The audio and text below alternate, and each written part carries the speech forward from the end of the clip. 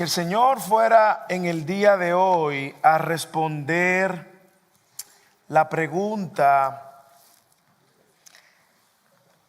o si fuera a responder la oración de todo aquel por el que usted ha orado para salvación, si en este momento Dios respondiera esa pregunta, ¿cuántos amigos queridos, seres queridos hoy fueran salvos?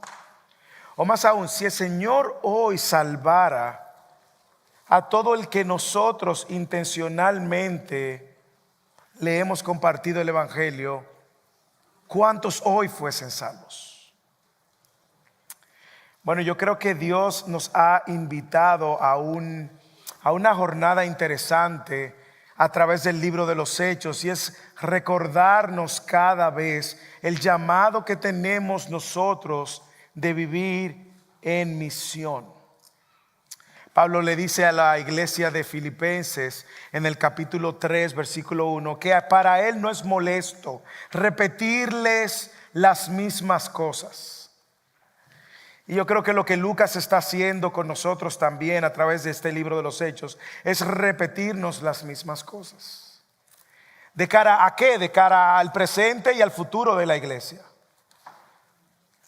La semana pasada estuvimos viendo cómo luce una iglesia misional, y hoy nosotros vamos a ver cómo esta iglesia continúa en misión. De hecho, alguien dijo que el señorío universal de Cristo sobre todas las naciones y sobre toda la creación encuentra su propósito en esta iglesia del Nuevo Testamento, quien hace como base y propósito principal la misión de predicar el arrepentimiento a todo hombre y a todas las naciones.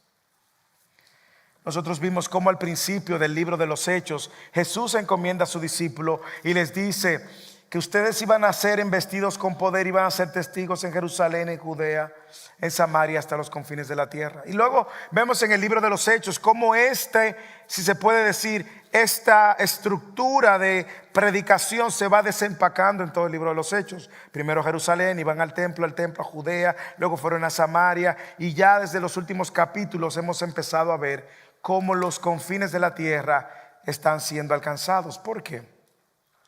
Porque la iglesia misional de la cual hablábamos la semana pasada ha entendido que esa es la misión del cristiano, es la misión de todos. Y de hecho ese es el título del sermón en esta tarde, la misión de todos.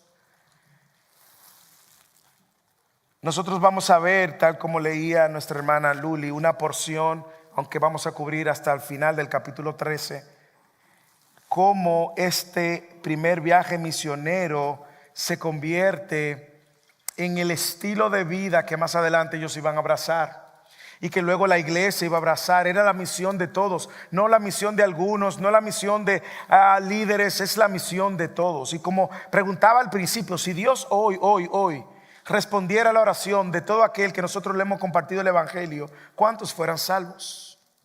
Si Dios hoy respondiera a la oración de todos aquellos por lo cual nosotros hemos orado, amigos, hermanos, familiares, compañeros de trabajo, por quienes hemos orado para que el Señor los salve, ¿cuántos hoy el Señor salvara y cuántos dejara fuera?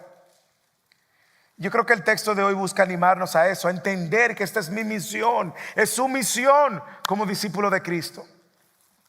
Así que a la luz del texto de hoy, la idea que queremos poner en la mente de todos, abrazar como iglesia, es que esta tarea que hemos recibido de Cristo requiere compromiso, diligencia de anunciar y proclamar a los perdidos la misión de Cristo que produce vida eterna. Lo voy a repetir. Este sermón persigue recordarnos, poner en nuestra mente y fijar en nuestra mente la verdad de que la tarea que hemos recibido de Cristo requiere compromiso y diligencia de anunciar y proclamar a los perdidos la misión de Cristo que produce vida eterna. Esa es la misión de todos. Esa es la misión suya, es la misión mía y es la misión de todo aquel que ha profesado que Cristo es el Salvador. Y déjeme decirle algunas cosas. Déjeme decirle 4 cosas que esta misión requiere o luce o nos recuerda. Primero, vamos a ver que esta misión de todos requiere un compromiso y diligencia. Lo vamos a ver en los versículos 13 al 15. Vamos a ver también que esta misión anuncia la llegada del Mesías. Versículo 16 al 25. Y vamos a ver también que esa misión proclama la misión del Mesías. Versículo 26 al 41. Y luego vamos a ver que esta misión produce frutos eternos. Versículo 42 al 50. Así que esto es lo que vamos a ver. Y mientras navegamos sobre estos versículos, que son bastantes, tienen la libertad de todo el que se esté durmiendo a su lado, despertarlo para la gloria de Dios de la manera que usted entienda. ¿Ok? Yo quiero primero animarnos a abrazar esto como mi misión y como las palabras de Dios hoy, hablarnos, confrontarnos, animarnos y entender que Dios nos está preparando, hermanos. Dios nos está equipando para el presente y el futuro de la iglesia. Estoy convencido completamente de que esto es así. Y esta sermón busca esto. Lo primero es que la misión de todos requiere compromiso y diligencia. Lea conmigo los versículos 13 al 15 de otra vez. Pablo y sus compañeros navegaron desde Pafos y llegaron a Perge de Panfilia. Pero Juan se apartó de ellos y regresó a Jerusalén. Ellos, saliendo de Perge, llegaron a Antioquía de Pisidia. Y en el día de reposo entraron a la sinagoga y se sentaron. Después de la lectura de la ley y los profetas, los oficiales de la sinagoga les mandaron a decir: hermanos, si tienen alguna palabra de exhortación para el pueblo, hablen. Yo quiero que usted observe en estos versículos cómo este compromiso y este nivel de diligencia e intencionalidad se muestra en ellos. Lo primero es que yo quiero que usted observe que este nivel de compromiso y de diligencia se muestra aún nosotros superando conflictos familiares y relacionales que van a presentarse. Miren el versículo 13 cómo dice que Juan se apartó de ellos y regresó a Jerusalén. Pudo haber parecido un revés el hecho de que Juan, este es Juan Marcos, recuerde, este es Juan Marcos quien más adelante escribiría el Evangelio según San Marcos. Aparentemente algo sucedió en el corazón de Juan Marcos que se devuelve a Jerusalén.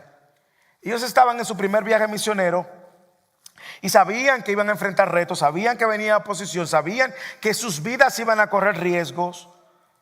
Y sabemos que hubo un conflicto de alguna manera, porque más adelante en el capítulo 15 vamos a ver cómo Pablo se opone a que Juan Marcos se una ahora en lo que sería el segundo viaje misionero, en el capítulo 15 versículo 38.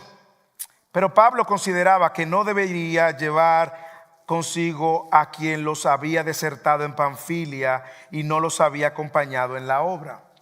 Hubo un quiebre, hubo una dificultad, algo sucedió. Pero póngase en los pantalones, en la túnica, lo que usaran en ese momento de Pablo y de Bernabé. Esto pudo haber lucido un revés. Y pensar y perder probablemente un colaborador tan importante pudo crear cierto tipo de desánimo en Pablo y en Bernabé. Nosotros sabemos que más tarde él no termina así, porque es bueno que recordemos, lo importante no es cómo nosotros empezamos, sino cómo terminamos esta carrera a la cual Dios nos ha llamado.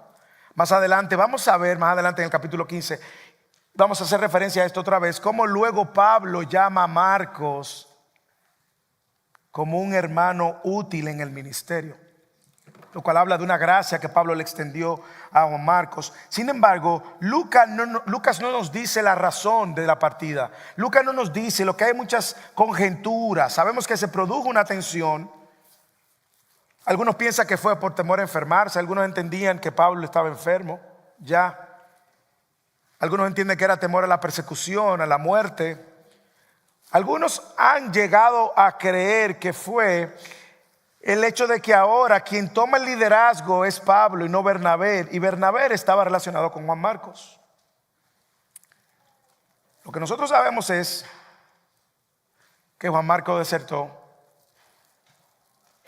que el equipo pudo haberse retraído a ver que él abandonaba, y de todos modos, por la razón que fuera, Marcos los deja. Sin embargo, Pablo y Bernabé continuaban comprometidos, siguiendo su agenda. ¿Por qué? Porque la misión de ellos no era la misión de ir con un equipo con quien nos sintiéramos cómodos. Era la misión de ir a seguir proclamando el evangelio, porque su misión y su compromiso era con Cristo, la causa de Cristo. Por lo tanto, esta misión de todos, la misión tuya y mía, va a requerir un compromiso y una diligencia a pesar de los conflictos que encontremos relacionalmente en el camino.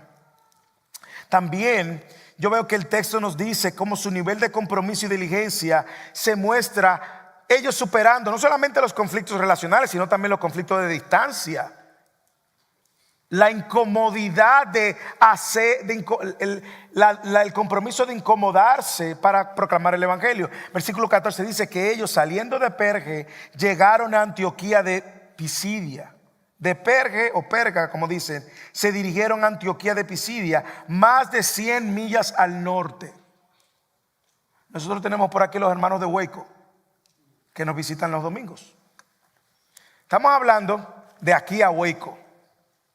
Ellos se están moviendo de aquí a Hueco más o menos.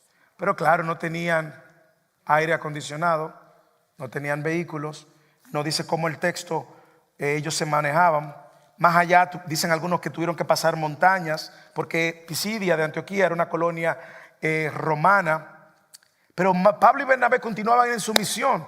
No era problema el conflicto que se presentó cuando Juan Marcos desertó. Tampoco era un problema el hecho de que tenían que viajar, porque ellos estaban persuadidos de que esa era su misión. Pero también vea cómo el texto nos muestra que su nivel de compromiso y diligencia se muestran siendo intencionales en traer la palabra. Llegaron a Antioquía y el día de reposo entraron a la sinagoga, a lo que vinimos. Ellos no estaban de turistas. Ellos pudieron haberse asombrado. Recuerde, lo dije en las semanas anteriores, Antioquía era la tercera ciudad más importante en Roma. Era Roma, Alejandría y Antioquía. Y Antioquía eran los exportadores de la inmoralidad sexual, al punto de que esta ciudad parece ser puede ser algo distractora. Ahora ellos están al norte de esta Antioquía, en Pisidia, y ahí están claros en cuál es su misión. Y van a la sinagoga, llegan y proclaman el evangelio. Ellos sabían que su misión, su compromiso, su diligencia era ir detrás del perdido. ¿Dónde iba a empezar su misión? En la sinagoga. ¿Por qué? Bueno, algunas conjeturas lógicas. Las únicas personas probablemente en esa región que tenían una idea de un Dios monoteísta, es decir, un solo Dios, eran en la sinagoga. Ahí habían personas que estaban de alguna manera relacionados con el Dios Jehová, que había enviado al Mesías para salvarlos. Pero el resto era pura paganismo. Vimos las semanas anteriores, ahí en Antioquía, donde se adoraba a Zeus, donde se adoraban estos dioses de Grecia y de Roma. Mira el versículo 15, lo que dice: que después de la lectura de la ley y de los profetas, los oficiales le mandaron a decir: hermanos, ¿tienen alguna palabra de exhortación para el pueblo? Hablen. ¿Y qué dice inmediatamente? Pablo se levantó. Ellos van a las sinagogas porque es el lugar donde encontrarían personas que pudieran relacionar directamente el Dios de las Escrituras. Y es en este servicio formal, gracias, donde los gobernantes de la sinagoga pudieron haber reconocido que estos tenían algún tipo de conocimiento. Algunos entienden que Pablo estaba con su ropa de maestro de la ley. Algunos entienden eso. Pero lo que veo en estos versículos es que esta misión de todos requiere compromiso y diligencia. Esta misión va a traer retos, como dije, pero ninguno de ellos deben desalentarnos, ninguno de ellos deben de paralizarnos, ningún desacuerdo, ningún abandono, que eso no nos distraiga en nuestra misión. Nos retará a ir a lugares incómodos y viajar distancias, lugares distantes, pero que eso no distraiga nuestra misión. Nos sentiremos quizás tentados a temer a los hombres. Imagínese usted en una sinagoga, alguien quiere que hable después de que algunos maestros enseñaron, pero que eso no distraiga la misión. Nos sentiremos que no sabemos y que no somos dignos de llevar esta misión, pero que eso no distraiga nuestra misión. Probablemente Pablo y Bernabé tuvieron esos mismos temores y esas mismas luchas, pero que eso no distraiga nuestra misión. Aun si hay diferencia entre los hermanos en Cristo, que eso no distraiga nuestra misión. Aun si hay diferencia con familiares, que eso no distraiga nuestra misión. Aun si tenemos que incomodarnos para compartir el evangelio y viajar a distancia, que eso no distraiga nuestra misión. El conflicto no tiene que terminar en un fracaso. Es el caso de Marcos. Juan Marcos no terminó ahí. Más adelante nosotros vemos que Marcos terminó bien. Así que la misión de todos requiere compromiso y diligencia. Esta misión también anuncia la llegada del Mesías, versículo 16 al 25. Mire que esta misión tiene un solo protagonista y es Cristo. Usted puede ver cuánto tiempo Pablo usó para apuntar a la gente a Cristo. Y empieza desde el Antiguo Testamento, desde los textos que eran familiares para ellos. Y esta práctica en la sinagoga era una práctica muy común en medio de la sinagoga. Luego de que había algún tipo de lectura o de enseñanza, se invitaba a alguien más. Recuerde que cuando Jesús entró a la sinagoga, Lucas nos dice en el capítulo 4, versículo 18, que Lucas agarró el rollo del profeta Isaías. Nos dice que Jesús, agarró el rollo del profeta Isaías y leyó del rollo y dice: el Espíritu de Dios está sobre mí por cuanto me ha ungido para tan. Y empieza a describir todo lo que dice el profeta Isaías del Mesías. Y Jesús dice: esto se ha cumplido hoy. Y eso generó una revuelta. Así que era una práctica invitar a otros eruditos a comentar sobre lo que ya se había leído, lo que ya se había comentado. Y algunos entienden que Pablo magistralmente une todo su conocimiento del Antiguo Testamento y empieza sutilmente a anunciar y a proclamar la llegada del Mesías con textos, dicen algunos, que probablemente fueron leídos ahí en la sinagoga antes que ellos. Así que mire lo que hace Pablo y Bernabé: ayudan a entender que Dios es fiel a sus promesas.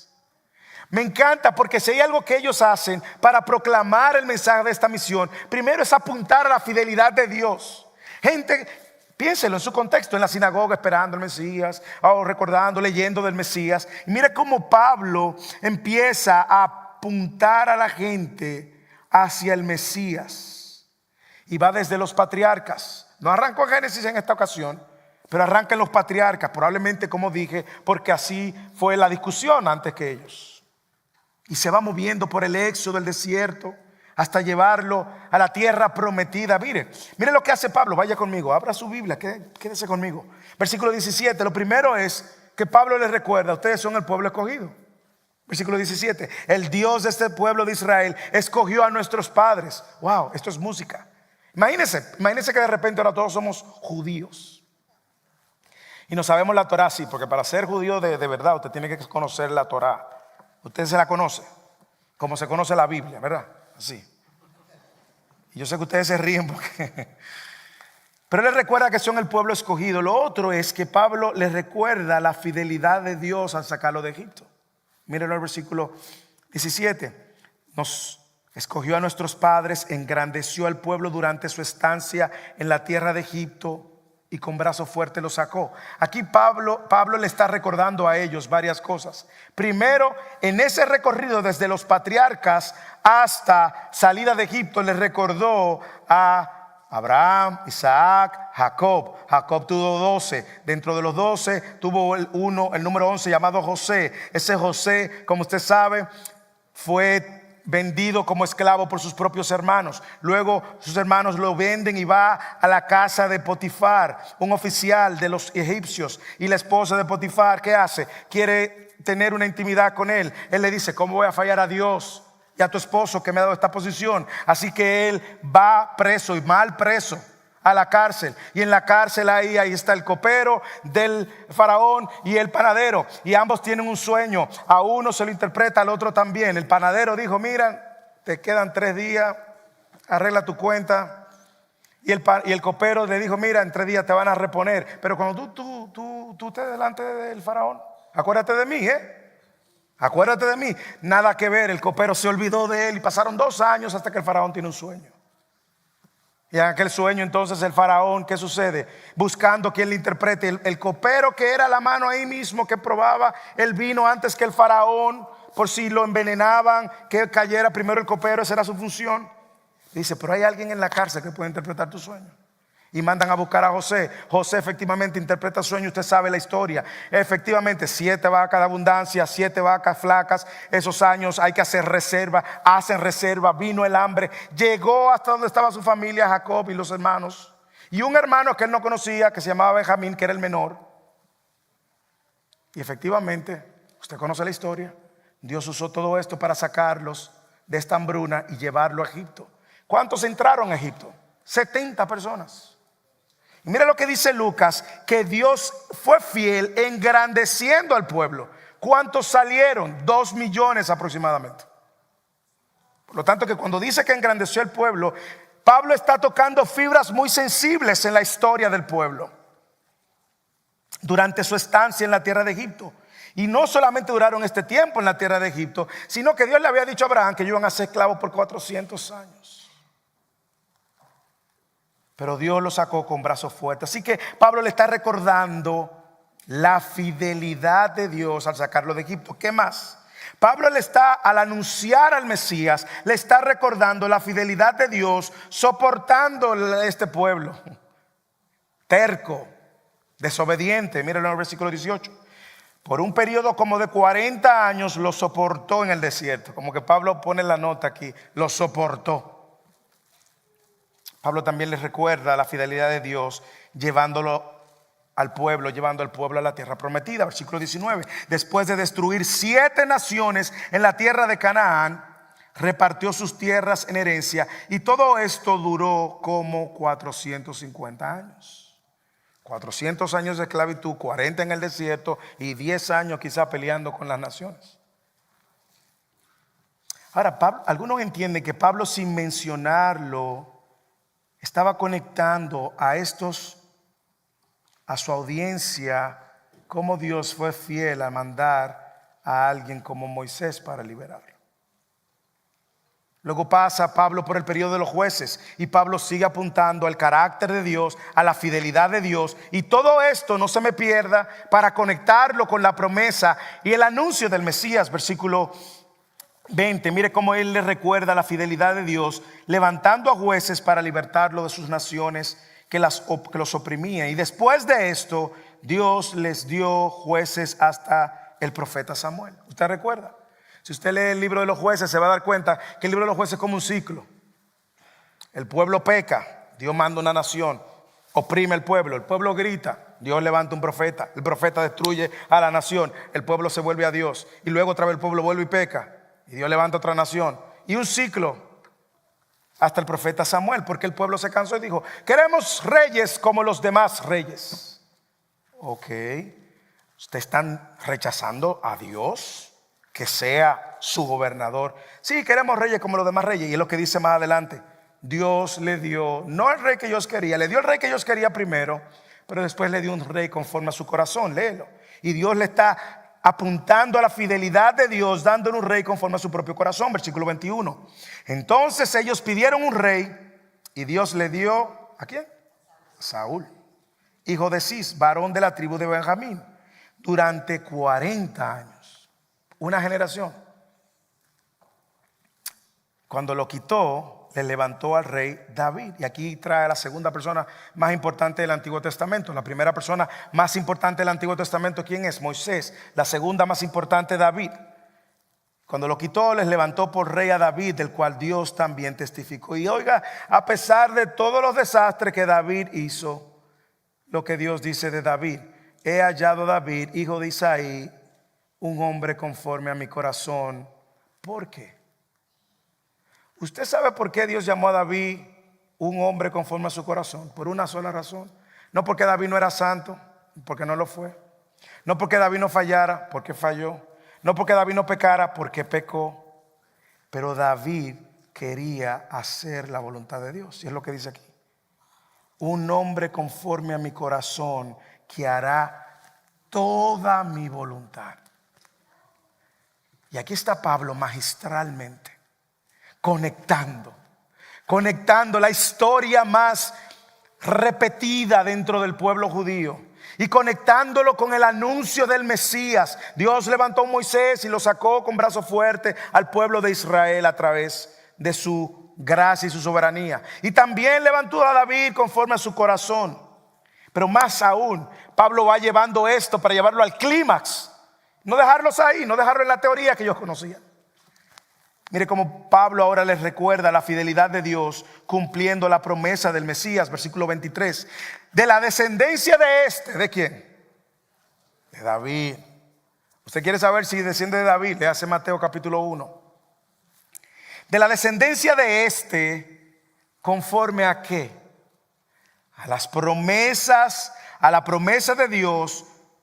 Conforme a la promesa, Dios le ha dado a Israel un Salvador, Jesús. Aquí está pasando algo que no podemos dejar pasar por alto. Y es que Él no lo llama el Cristo. Porque si lo hubiese llamado el Cristo, el pueblo dicen, claro, estamos esperando al Cristo. Cristo igual a Mesías. Llama a Jesús. Y conecta a este Jesús con Juan el Bautista, su muerte y su crucifixión de manera magistral. Después de que Juan predicó antes de su venida un bautismo de arrepentimiento a todo el pueblo de Israel, cuando Juan estaba a punto de terminar su carrera decía: ¿quiénes piensan ustedes que soy yo? Yo no soy el Cristo, no me miren a mí, no se confundan, dice Juan. Pero miren, viene tras mí uno de quien yo no soy digno de desatar las sandalias de sus pies. Aquí Pablo, luego de demostrar por las escrituras la fidelidad de Dios en el anuncio de ese Mesías que ellos estaban esperando, ahora lo conecta y lo trae al presente que ellos estuvieron viviendo, un pasado corto ahí. Dice: ese Jesús fue el Salvador a quien Dios envió, el Salvador que nosotros cantamos. Y conecta a Jesús con David, conecta la misión de Juan el Bautista con el anuncio de la venida del Mesías. Y como el anuncio de la venida del Mesías traía consigo una preparación que el Juan el Bautista se encargó de hacer muy bien, llamando a todos al arrepentimiento. Como él reconocía que era un simple mensajero y que él no era el Mesías. Hermanos, yo puedo sacar muchas cosas de este texto. Yo creo que usted y yo debemos de ver no solamente la fidelidad de Dios, sino la soberanía de Dios. Dios fue fiel, ha sido fiel y seguirá siendo fiel, hermanos. Su fidelidad se manifiesta. El clímax de la fidelidad de Dios se manifiesta en la persona de Cristo, en el cumplimiento de todas las profecías acerca de Cristo que se dan en la persona de Cristo, en su vida, en su muerte, su resurrección. Y es lo que Pablo luego procede a hacer. Jesús es el Salvador y Dios es fiel, Pablo le está diciendo. Ahora, yo me pregunto dos cosas. Lo primero es, y no puedo dejar de pasarlo por alto, es primero si nosotros creemos en ese Dios fiel. Porque nosotros podemos caer en la costumbre de cantarle a ese Dios. Podemos caer en la costumbre de hablar de ese Dios. Pero podemos caer en el pecado de dudar de la fidelidad de Dios. Cada vez, hermano o hermana, que usted esté luchando con la fidelidad de Dios, mire a la cruz. Mire a la cruz, que ahí en la cruz está la mayor manifestación de su fidelidad, de su amor, de su soberanía. Mire la cruz. Hoy celebramos el Día de los Padres. En esta cultura, en este contexto, en algunos países, el Padre dio a su Hijo conforme a las Escrituras. Su palabra estaba atada al cumplimiento de sus promesas. Y lo más grande que usted puede imaginar que pasara era que Dios el Padre entregara a Dios el Hijo, y el Hijo voluntariamente diera su vida para cumplir todo lo que él había profetizado y prometido que se iba a cumplir. Yo sé que usted, al igual que yo, en algún momento hemos dudado de la fidelidad de Dios. ¿Por qué? Porque usted y yo pensamos como que Dios se le olvida. Como que usted y yo pensamos, mira, Dios tiene tantas cosas que Dios no está pendiente de este detalle de mi vida. Es una mentira. Si a Dios se le olvidara, escuche esto, ponga esto en perspectiva, lo que está pasando en tu vida, entonces Dios no fuera Dios. Y si a Dios se le olvidara que todo lo que está pasando en tu vida, que parece fuera de control, y Dios no tuviera control, entonces Dios no fuera fiel. Dios no fuera un padre bueno. Una de las cosas que yo he aprendido continuamente con la celebración del Día de los Padres, primero es que no tiene tanta celebración como el Día de las Madres. Y una de las razones por las cuales no hay tanto regalo, no hay tanto escándalo como el Día de las Madres, es porque probablemente nosotros hemos fallado en nuestra responsabilidad de padres. Probablemente porque hemos tenido la experiencia de ver muchos padres irresponsables. Probablemente somos resultados de padres que abandonaron a nuestras madres. No es mi caso, pero poniéndome en el caso de algunos. Probablemente padres que no fueron buen testimonio. Probablemente que fueron buenos proveedores, buenos protectores, pero no estuvieron ahí en la vida personal de cada uno de nosotros. Probablemente alguno de ustedes conoció a su papá ya después de grande. Probablemente usted tiene una idea de padre y el error radica cuando nosotros transferimos la idea de un padre caído en este mundo al Dios Padre. Y creemos y nos cuesta confiar en la fidelidad de Dios y en su fidelidad para con sus hijos porque pensamos que Dios es como nuestros padres.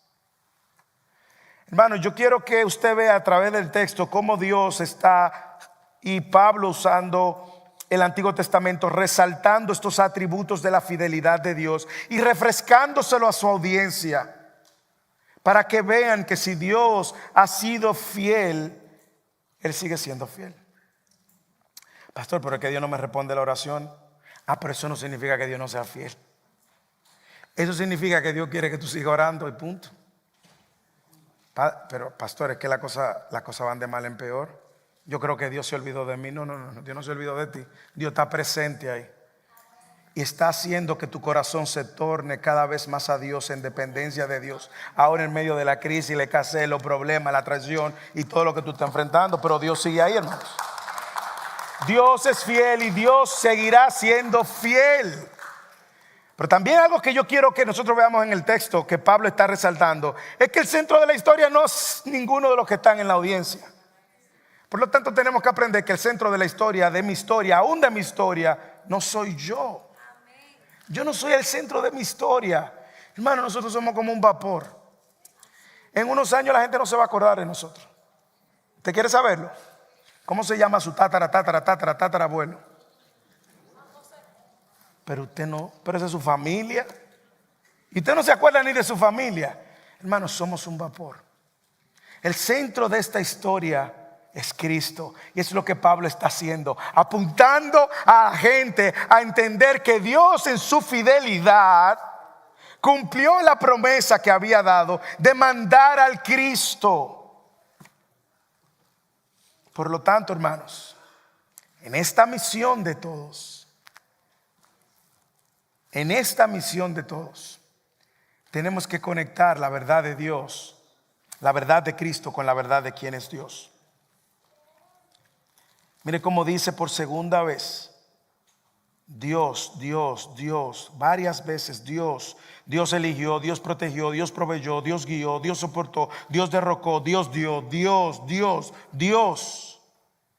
Por lo tanto, en nuestra misión, en la misión de todos, recordemos la fidelidad de Dios. Y no la deje solamente desde una manera abstracta. Llévelo a la cruz como lo hizo Pablo. Por eso nos lleva al tercer elemento de la misión de todos. Es la misión, requiere compromiso y diligencia. A pesar de los conflictos, requiere anunciar la llegada del Mesías, mostrando la fidelidad de Dios. Pero requiere también proclamar la misión del Mesías. No solamente que Dios fue fiel enviando el Mesías, sino que ahora mire cómo Pablo desempaca el evangelio. Y mire cómo Pablo continúa con la crucifixión, la sepultura y la resurrección. Y más aún, Pablo sigue hablando del informe de los testigos oculares que afirman la verdad de que ese Dios fiel que mandó a su Hijo, Cristo, el Mesías, Jesús, es el Salvador. Y mire cómo él sigue ahora. Y le llama incluso hermanos, versículo 26, vaya conmigo. Hermanos, hijos del linaje de Abraham, y los que entre ustedes temen a Dios. A nosotros, aquí está la misión. Si usted quiere saber cuál es su misión, la de Pablo, la suya, la mía, a nosotros nos es enviada la palabra de esta salvación, dice. Versículo 27, pues los que habitan en Jerusalén y sus gobernantes, sin reconocer a Jesús ni las palabras de los profetas, que se leen todos los días de reposo. Por eso es que creen algunos que Pablo está usando las mismas palabras que se leyeron antes que él, y es por esto. En pocas palabras, Pablo está diciendo: ustedes tienen todos los días de reposo, hablando de los profetas, hablando del Cristo que iba a venir. Podemos decirle, bueno, ese Cristo en Jerusalén, sus gobernantes no reconocieron a Jesús, ni las palabras de los profetas que se leen todos los días de reposo cumplieron estas escrituras cuando lo condenaron. Lo primero que Pablo quiere decir, miren, condenaron a Jesús, el pueblo de Jerusalén, sí, el Mesías. Y mire cómo ahora él empieza a mostrar la misión completa del Mesías. Primero, en la vida y muerte del Mesías. ¿Cómo lo sabemos? Versículo 29 dice Pablo: aunque no hallaron causa, párelo ahí. El hecho de que no hallaron causa para su muerte habla de que él murió injustamente. Habla de que él vivió perfectamente. Habla de que él vivió sin pecado, por eso no hallaron causa. Así que Pablo empieza con la vida y muerte de Jesús para hablar de la misión del Mesías. Dice: aunque no hallaron causa para dar muerte a Jesús, pidieron a Pilato que lo mandara a matar. Así que lo primero es que Pablo empieza a desempacar la verdad, la promesa de Dios, la fidelidad de Dios. Jesús es el Salvador. Juan el Bautista lo anunció. Luego los líderes le pidieron a Pilato que le diera muerte. No encontraron falta en él, pero aún así lo mataron. ¿Y qué sigue Pablo desempacando? Luego de que habla de la vida y muerte de Jesús, empieza a hablar de la crucifixión como un hecho. Y dice versículo 29, cuando habían cumplido todo lo que estaba escrito acerca de él, pero perdón, está dando cumplimiento a las palabras de Jesús, la palabra del Señor. Cuando habían cumplido todo lo que estaba escrito acerca de él, lo bajaron de la cruz y lo pusieron en el sepulcro.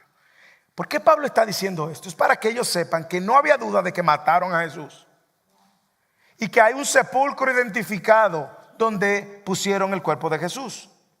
Tercero, Pablo dice, no solamente su vida, no solamente su muerte y su sepultura, sino que ahora Pablo empieza a hablar de la resurrección, versículo 30. Y dice: Dios, el Padre, resucitó de entre los muertos. Y le digo que, y hay muchos testigos, por si ustedes los dudan. Versículo 30. Pero Dios lo levantó de entre los muertos. Y por mucho, no pocos, por muchos días se apareció a los que habían subido con él de Galilea a Jerusalén. Ya aquí dejó de ser un mito para muchos y se convierte en un evento histórico con evidencias y testigos, los cuales ahora son testigos ante el pueblo. Yo quiero que usted piense por un momento de lo que Pablo está haciendo. Pablo sabe que la resurrección es el epicentro de la vida cristiana. Sin resurrección no hay cristianismo. ¿Ok? Sin resurrección nosotros fuéramos igual que cualquier religión. Y Pablo lo sabe. Así que Pablo empieza a profundizar en el tema de la resurrección. Y lo primero es que dice, mire, Cristo, Dios lo levantó de entre los muertos. Y mucha gente, no doy 3 testigos como mandaba la ley, que necesitaban 2 o 3 testigos. No. Muchos testigos lo vieron y andaron con él. Más aún, esos testigos hoy son testigos ante el pueblo y están dispuestos a dar su vida por Cristo. No hay dudas ni de su muerte, no hay duda de su vida, no hay duda de su muerte, ni tampoco hay duda de su resurrección. Y sabemos que Esos muchos días a lo cual se refiere son 40 días que Lucas mencionó en el capítulo 1, versículo 3. Pero esa es nuestra misión, Pablo dice. Nuestra misión es proclamar a Jesús, nuestro Salvador, quien murió, resucitó, fue sepultado y resucitó. Y nosotros somos testigos de eso. Versículo 32, mire cómo él encuentra aquí está la misión. Nosotros les anunciamos las buenas nuevas de que la promesa hecha a los padres. Yo no sé si usted está entendiendo, ese es el llamado de todo el que está aquí, que proclama que Cristo es su Señor y que quiere vivir para la gloria de Él. Esto no es una tarea que nosotros podemos evitar, es nuestra responsabilidad, hermanos. Nosotros somos el ejército de avanzada que vamos proclamando las buenas nuevas. Y como decía el hermano Eddie oraba y decía: la buena noticia es buena porque hay una mala noticia. Si Jesús vino como Salvador, era porque el mundo estaba perdido. Y estar perdido es una mala noticia.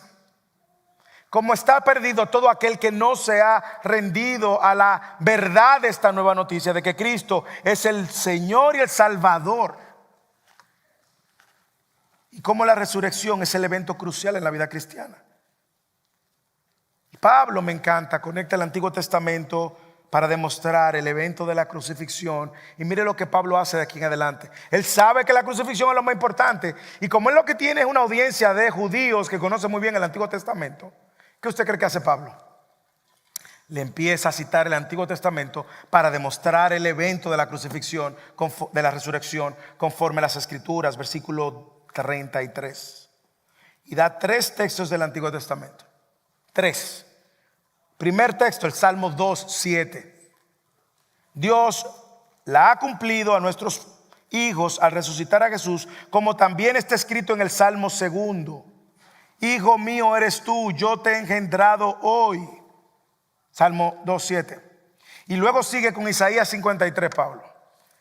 Y en cuanto a que lo resucitó de entre los muertos, para que nunca más volver a corrupción. Isaías 55:3. Y Dios ha hablado de esta manera. Mire cómo le dice en Isaías 55:3. Esto yo ahora: les daré las misericordias santas y fieles prometidas a David. Entonces luego viene en el versículo 35 y sigue con las escrituras. Por tanto dice también en otro salmo. Aquí está citando el Salmo 16:10. No permitirás que tu santo vea corrupción. Porque David, después de haber servido al propósito de Dios en su propia generación, durmió y fue sepultado con sus padres y vio corrupción. Pero aquel a quien Dios resucitó no vio corrupción. ¿No les encanta que Pablo le está dando de su misma medicina para recordarle que el evento más importante es la crucifixión? Y que hay textos del Antiguo Testamento que apoyan la resurrección. Y el evento más importante es la crucifixión y la resurrección. Y la crucifixión y la resurrección ambas están en el Antiguo Testamento. Magistral. Quiera Dios ayudarnos a ver la escritura con tanta precisión como Pablo. Pablo está diciendo: Dios cumplió su promesa. Y les digo que el evangelio ha llegado. El evangelio ha llegado. Y esa verdad, esa buena noticia descansa sobre el hecho de que Cristo resucitó. Por lo tanto, hermanos, usted y yo, que esta misión es nuestra misión, proclamar la misión del Mesías es proclamar la obra de Cristo, su vida en nuestro lugar, su muerte y crucifixión en nuestro lugar y su resurrección como resultado de que el Padre recibió su ofrenda delante de Él. Hay otra pregunta que me pregunto, y es si nosotros estamos igualmente comprometidos de esta misión. Y si podemos ver estas verdades que Pablo está diciendo, de que Cristo murió para salvar al pecador por gracia. Por eso es lo próximo que Pablo va a introducir, hermanos. ¿Usted sabe lo que Pablo va a introducir ahora? No solamente le da la noticia de la buena noticia, sino que ahora le habla del propósito de la misión del Mesías. Y aquí Pablo introduce lo que nosotros luego vemos con más claridad en sus cartas: la justificación. Declarar justo a los pecadores por la justicia de Cristo. Mire cuál es el propósito de la misión del Mesías. Versículo 38. Por tanto, luego de que Pablo le mostró que todo el Antiguo Testamento es la fidelidad de Dios cumpliendo su promesa, de que luego en Juan el Bautista fue el que preparó el camino del Mesías proclamando arrepentimiento de sus pecados, y cómo este Cristo fue crucificado porque los líderes y los gobernantes le pidieron a Pilato que la hiciera, pero él murió y fue crucificado conforme a las Escrituras y resucitó conforme a las Escrituras. Y entonces Pablo le presiona con la resurrección para que ellos sepan que esto es un hecho histórico y bíblico. Pero ahora Pablo le trae la misión, el propósito de la misión del Mesías. Versículo 38. Lea con detenimiento, saboree estos versículos. Por si alguien le quiere decir que la justificación, la soberanía de Dios en la elección es algo que solamente aparece en las cartas.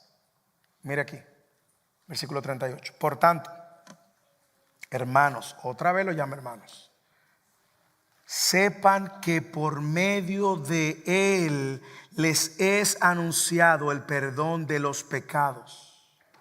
Versículo 39. Y que de todas las cosas de que no pudieron ser justificados por la ley de Moisés, por medio de él, todo el que cree que... Léalo, que no se lo cuente nadie. Todo el que cree que es. Así que Pablo ahora le habla el propósito de la misión del Mesías. No solamente que él murió. Por eso es que usted y yo no podemos proclamar y creer solamente en el Jesús histórico. La histórica lo demuestra, la Biblia lo confirma, los testigos también. No lo deje ahí. Esa misión tuvo un propósito. Esa misión tuvo un propósito. Y es que ahora usted y yo, pecadores, que no podemos ser perdonados de ninguna otra manera delante de Dios, no podemos ser vistos como justos delante de Dios por ninguna otra manera. Es Cristo ahora que el medio para el perdón de nuestros pecados, y es ahora por medio de él que todo aquel que cree es justificado. Aquí está el evangelio, el propósito de la misión. No comparta la misión de Cristo sin proclamar el propósito de su misión. Y mira cómo dice Pablo, hermanos, otra vez, ¿qué significa todo esto? Hermanos, que Pablo no dejó una confusión aquí. Aquí no hay confusión. Aquí está todo lo que necesitamos para ser fieles en nuestra misión también. Primero, el perdón lleva a la justificación. El perdón viene a través de la fe en Cristo, y eso produce una justificación imposible de alcanzar por la ley. Pablo le está diciendo. Mírelo con claridad. Mírelo con claridad. No hay manera de ser justificado por las obras. Usted lo está viendo. Versículo 39. Y todas las cosas que no pudieron ser justificadas por la ley de Moisés. En otras palabras, yo no soy declarado justo por mis buenas obras. Yo no soy declarado justo porque vaya a misa todos los domingos. Yo no soy declarado justo porque haga buenas obras. Yo no soy declarado justo por esto, por aquello, por nada. Yo no soy declarado justo porque venga a la iglesia todos los domingos. No. Usted solamente es justificado si ha creído en que Cristo es el único medio y la única provisión para el perdón de sus pecados. Este es el puro evangelio que Pablo está presentando, simple y conciso. ¿Y a qué nos referimos con la justificación para aquellos que están visitando y no tienen mucha claridad en esto? Es un término legal, ¿ok? Es un término legal que describe la posición del creyente en Dios. Ese concepto de justificación es un término legal porque en un momento de su vida, no necesariamente de la vida con vida, sino de la vida después de la muerte, usted y yo vamos a estar delante de un tribunal. Hermanos, si el veredicto ahí va a ser doble, habrán dos veredictos. No va a haber tres, dos veredictos. No hay purgatorio, no hay un segundo chance. Veredicto culpable, condenación eterna para todo aquel que vivió su vida y no creyó que Cristo era el único medio y la única provisión para el perdón, salvación y justificación. Condenado. Pero Dios, yo traté de ser bueno. Mira, yo hice esto, le di a la hermana fulana, a la hermana viuda la ayudé. No. Tú hiciste todo eso para tu propia gloria. Pero no, mire, yo fui todos los domingos a misa, yo echaba ofrenda y yo escuchaba la misa en latín, en todo el idioma. No. No, pero es que yo hacía muy buenas obras, yo me portaba a mí, yo no le hacía daño a nadie. No, usted no creyó en el único camino que iba a proveer una salvación segura. La rechazaste, condenación eterna. Ahora bien, ahí estaremos otros, que vamos a llegar ahí,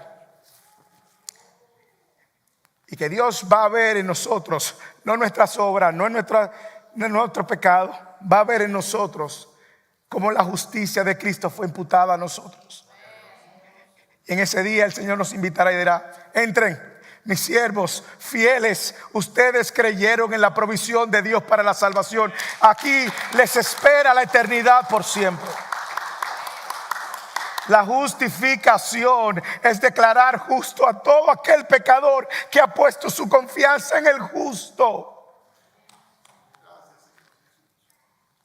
Por eso es que la misión de Cristo es salvar al pecador y declarar justo a aquel que cree en Él. Por eso Pablo, con la invitación a creer, él hace una advertencia. Mira el versículo 40. Tengan pues cuidado de que no vengan sobre ustedes aquello de que se habla en los profetas. Miren, burladores, maravíllense y perezcan, porque yo hago una obra en sus días, una obra que ustedes nunca creerían aunque alguien se la describiera. Así que con la invitación, Pablo le da una advertencia. Y Pablo está aquí citando también el Antiguo Testamento, Habacuc capítulo 1 versículo 5. Y en el contexto del texto de Habacuc en el Antiguo Testamento, la nación de Israel no había escuchado la advertencia de Dios y perecieron por el surgimiento de Babilonia, y trajo implicaciones terribles al pueblo de Israel. La misma advertencia está aquí en esta mañana. Advertencia para todo aquel que está aquí y no ha estado en una relación con Dios por medio de Cristo. No intelectual, sino que ha entregado su vida genuinamente a los propósitos y los planes de Cristo. No religiosa, sino que ha creído que la única provisión para el perdón de sus pecados y la condición de miserable espiritual en la que se encuentra, puede encontrar provisión en Cristo. Si tú estás aquí, eres ese, es la misma advertencia para ti. Porque como dije, la justificación es un término legal donde algunos seremos declarados justos no por nuestros méritos, no, sino por la obra y los méritos de Cristo. Y ahora, por la obra y los méritos de Cristo, nosotros hacemos buenas obras, ayudamos a la viuda, ayudamos al pobre, al que está necesitado, pero no hacemos ayuda al otro, no hacemos buenas obras para justificarnos delante de Dios, porque no podemos. Hay una sola obra que es la que nos justifica delante de Dios, y es la obra de Cristo. Así que aquí hay consecuencias para el que rechaza la propuesta de la salvación. Hermanos, proclamar estas verdades del Evangelio, es importante tenerlas frescas cuando la proclamemos. También es importante que la tengamos fresca para nuestra propia vida. ¿Usted sabe por qué? Porque la tendencia natural de nuestro corazón es tratar de presentarnos delante de Dios por nuestros propios méritos. La tendencia de nuestro corazón, ese legalista interno, es creer que somos más espirituales o nos vamos a justificar delante de Dios por mi desempeño aquí. No, mi desempeño aquí va a hablar de la obra de Cristo en mi corazón. Pero mi vida ha sido justificada por la obra de Cristo a mi favor. Así que cada vez que ese legalista que viene como una voz a tu conciencia diciéndote: Dios no te quiere, Dios no te va a escuchar, Dios se olvidó de ti, Dios se apartó. Mentira, mentira, mentira, mentira. Cuando venga esa voz a las madres que tienen niños pequeños, que la dinámica de su devocional no luce igual porque no tienen tiempo ni para bañarse. Tu vida y tu posición delante de Dios no cambió si esta semana oraste más, oraste menos. No. La oración es para tu propio respiro espiritual, pero tu posición delante de Dios es la misma, justificada. Confía en la promesa de que Dios es fiel. El que cree en el Hijo es y ha sido justificado. No deje que la conciencia, que los afanes te traten a ti de sacar del deleite de esta provisión única. Pero también yo creo que es importante que nosotros como padres veamos y entendamos que esta misión de todos es la misión de proclamar a Cristo, empezando por nuestros hogares. Yo sé que como padres somos muy diligentes empujando a nuestros hijos a estudiar, y no está mal. Pero si nosotros como padres logramos que nuestros hijos sean excelentes doctores, médicos, profesionales, y fallamos en la tarea de proclamar a Cristo como la provisión más importante para su vida, hermanos, perdimos nuestra misión. Una carrera siempre va a ser buena, pero la mejor carrera es la que se inicia cuando Cristo salva a nuestros hijos. Y es mi oración que como padre nosotros entendamos. Yo sé que hay diferentes niveles. Ayer en la reunión de hombres se hablaba justamente de la crianza de los hijos. Y yo sé que usted puede caer en la tentación de sentir un sentimiento de culpa porque no lo hizo bien. Siempre hay tiempo, siempre va a haber tiempo. Mientras sus hijos existan, siempre va a haber tiempo de proclamar, anunciar el propósito y la misión del Mesías. Siempre va a haber tiempo. Va a haber tiempo. Oremos para que Dios nos dé más oportunidades, pero no perdamos de vista que lo más importante es que nuestros hijos también puedan escuchar y ver cómo nosotros abrazamos este evangelio. Lo más importante, hermanos. Es la única esperanza que usted tiene de ver a su hijo en la eternidad con usted. Nosotros este fin de semana nos fuimos de retiro, no porque somos mejores ni nada. No es eso. Al contrario, porque necesitábamos pasar tiempo con nuestros hijos.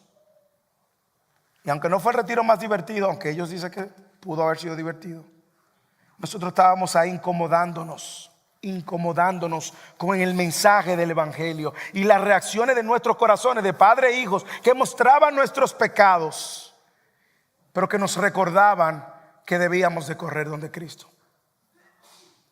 Hermanos, iniciemos en la casa. Sigamos con nuestros amigos, con nuestros familiares. Pidámosle al Señor que nos dé oportunidades, pero abracemos con diligencia y compromiso la misión de todos. Nosotros, como decía Eddie también, nosotros no podemos convertir a nuestros hijos, pero tenemos la responsabilidad de instruir a nuestros hijos. Ahora en esta generación que ha decidido rebelarse en todas las dimensiones contra el Dios que nosotros profesamos. Los puritanos, oiga lo que hacían. Los puritanos, los pastores puritanos visitaban la familia de los padres y sentaban a la familia. Y iban preguntando si sus padres estaban cumpliendo su rol de ser pastores en el hogar. Si ellos encontraban que sus hijos o su esposa no testificaba de que esto estaba sucediendo, le daban una advertencia. Y si volvían y la situación era igual, lo ponían en disciplina en la iglesia. Y ellos llegaron a entender, claro, el contexto de los puritanos es que ellos estaban tratando de purificar la iglesia, recuerden, era un contexto muy fuerte. Pero ellos estaban tratando de advertir, porque ellos decían, ustedes como familia, específicamente los hombres, son una amenaza para la sociedad. Porque ustedes no están conservando lo que deben de conservar en sus hogares. Ahora bien, podemos estar de acuerdo o no y decir eso es un mecanismo muy legalista. Incluso podemos caer en el error del legalismo. No es legalismo lo que quiero resaltar aquí. Lo que quiero resaltar era el sentido de urgencia que ellos tenían al saber que sus hijos estaban en una batalla, en una guerra cultural. Y que el quien estaba llamado a proteger era el padre eran los padres, a proteger a sus hijos de esa batalla cultural y defenderlos, por lo menos insertando las verdades de Cristo en sus corazones. Ya el resultado es de Dios. Por lo tanto, no quiero que piensen que esto hay que abrazarlo con legalismo, pero sí con sentido de compromiso. es que nosotros podamos proteger a nuestros hijos enseñándole la verdad del evangelio. Por lo tanto, esta misión de todos requiere compromiso, diligencia. Esta misión de todos anuncia la llegada del Mesías y la fidelidad de Dios al cumplirla. Proclama la misión del Mesías, llamando al pecador justo, al pecador que se arrepiente. Y finalmente va a traer reacciones, pero va a producir frutos eternos. Lea los versículos finales conmigo, 42 en adelante. Mire cómo Pablo insta a la iglesia primero a seguir en gracia a estos hermanos. Versículo 42. Al salir Pablo y Bernabé, la gente les rogaba que el siguiente día de reposo les hablara de estas cosas. Y terminada la reunión de la sinagoga, muchos de los judíos y los prosélitos temerosos, prosélitos son gentiles convertidos al judaísmo, otra vez lo repito, pero eran temerosos de Dios, siguieron a Pablo y a Bernabé, quienes hablándoles les instaban, mira lo que ellos le instaban: perseveren en la gracia de Dios. Y yo creo que aquí está la clave para nuestra misión. No podemos llegar a la misión con un lente legalista, con un lente de tú tienes que hacer esto. No. Somos fieles y confiamos en la gracia de Dios. Y Pablo y Bernabé pusieron un énfasis en esto, duraron un tiempo más. Dice que toda la ciudad se conmovió. Versículo 44. El siguiente día de reposo, ya va una semana, casi toda la ciudad se reunió, hermanos. Imagínense el impacto.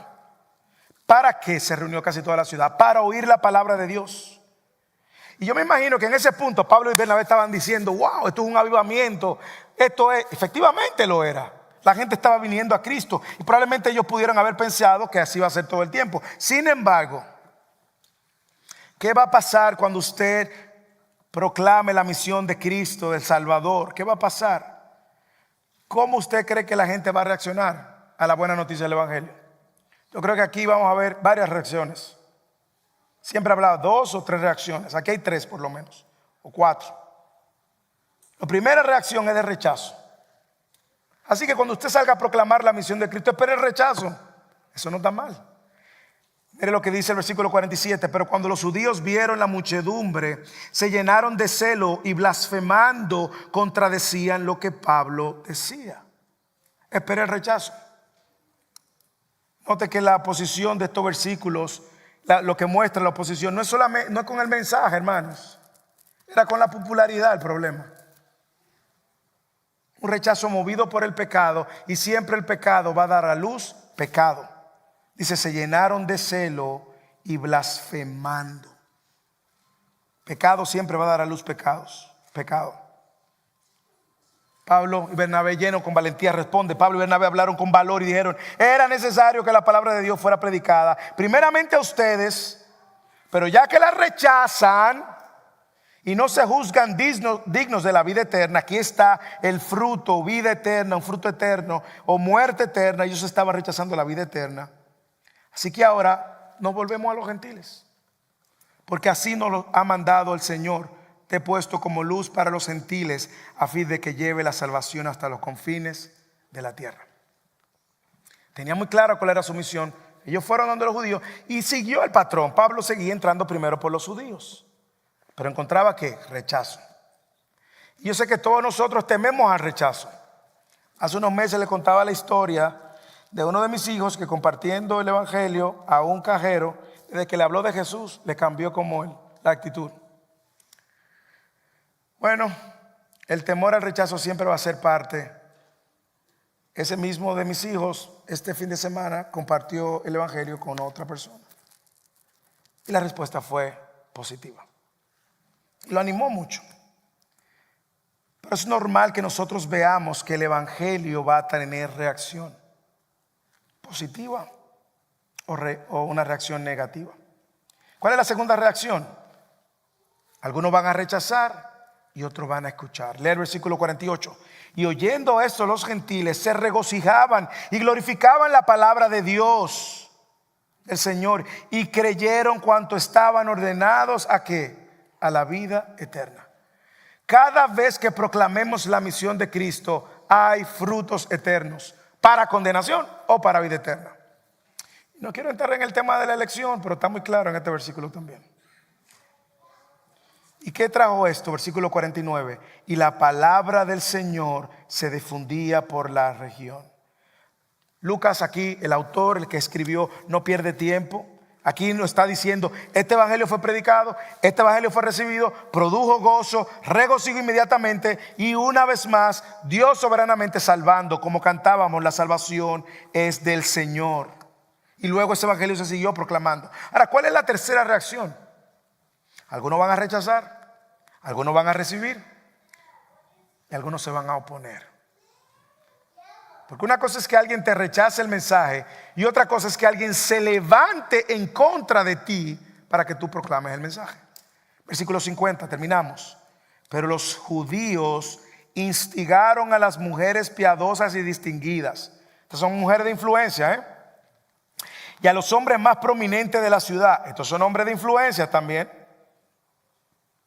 Y provocaron ¿el qué? Una persecución contra Pablo y Bernabé y lo expulsaron de la región. Yo creo que aquí nosotros no vamos a tener eso todavía. Algunos quizás lo expulsen de su trabajo. Si es por ser fiel a proclamar la misión, gloria a Dios. Pero mire cómo hay una manipulación y hay una oposición porque el evangelio va a incomodar, hermanos. Mire lo que ellos hicieron, versículo 51, lo que aprendieron de Jesús.